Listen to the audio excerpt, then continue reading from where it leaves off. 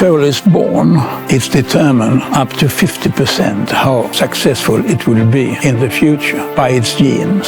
The other 50% is depending on environmental factors, like how they have been reared and trained and competed. Good show jumpers are very difficult to find. There's so many ingredients that needs to be there. They have to have the ability to jump a really big fence. They need to enjoy doing it and understand what they are supposed to do. And then maybe the most important thing of all is that they are strong enough to stay healthy and have a long career.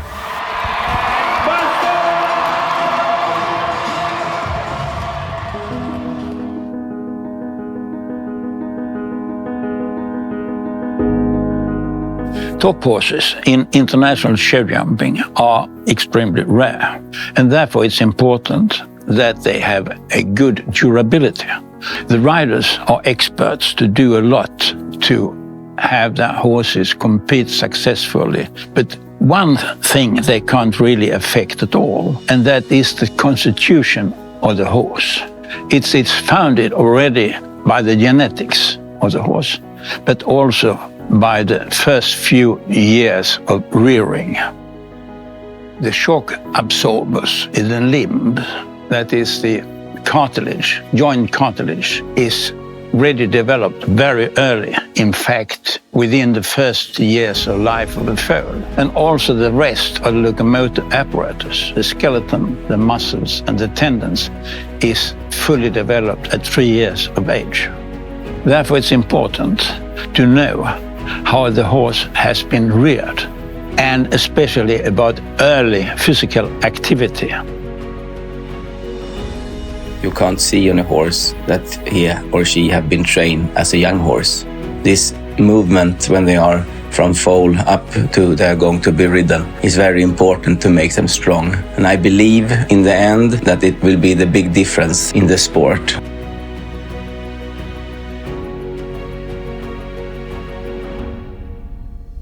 We started up with a 2-year program for rearing at sarpsprojektet to study how they reacted in a very hilly and difficult terrain. And all the horses were mapped according to a system, Hoofstep, who recorded all their movements. So therefore, we now know a lot of having horses in this way. And we have got a very valuable background to create a bigger test for rearing horses since they are foal until they are 3. Hoofstep has had the privilege to monitor the horses during this 3-year period. With about 34,000 registered horse hours over 3 years, Hoofstep has helped Hästen i Skåne with the creation of one of, if not the largest database of horse behavior ever. On average, the horses moved about 12 kilometers per day, compared to about 4 kilometers in a normal, stable, smaller pasture setup. The importance of being in a larger group with daily human interaction creates trust and social competence both to humans and other horses. In the following segment, we will focus on distance, eating, and resting. This figure shows the distance in the larger pastures in 2021, where it is clear that they move more as the day goes on. This goes for walk as well as trot and gallop. One of the aspects of having the horses in a hilly, large terrain is of course to create a lot of distance, but also to see how the horses learn to gallop up and down and on the side of the hills. This goes to show that they learn how to put the feet down, and hopefully that gives them an advantage for the future.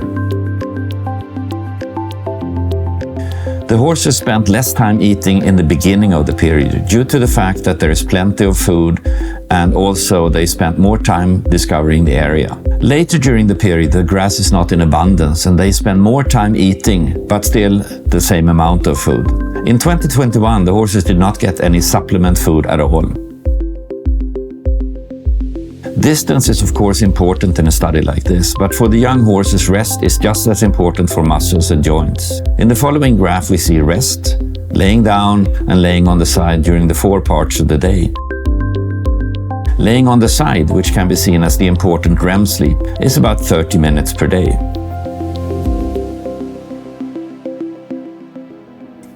The placement of the hoof step sensor is in the forehead for many reasons. One is of course that the horse expresses many feelings with the movements of the head, but also that hoof step acknowledges the importance of eating and chewing as the first indicator that something may be wrong, be it an indication of colic or even the birth of a foal. In summary, we know much more about the behavior of young horses when they are on their own. The horses are calmer when there is light rain, they move less, eat more, but when they move faster. They also roll less. With higher temperatures, they roll more, they eat less to regulate their body temperature. They move more to search for shade, wind, and places with fewer flies. This will be a foundation for continued research and understanding of the importance of having young horses turned out at an early age for continued longevity and sustainability. There needs to be places that specialize in this, I think. So if you buy a really good embryo, it will be born somewhere in the world.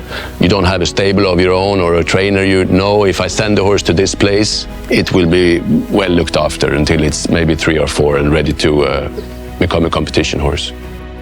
I think we have come quite far with the breeding and with the embryo and frozen semen. And from they are born until they are 3, we lack a little bit of interest and knowledge. If a superstar is born with the top pedigree and we really want to give that horse every chance to become a champion, I'm totally convinced that if the horse are brought up in a way that they get strong and well prepared for the life as the show jumper, it will last longer in the sport.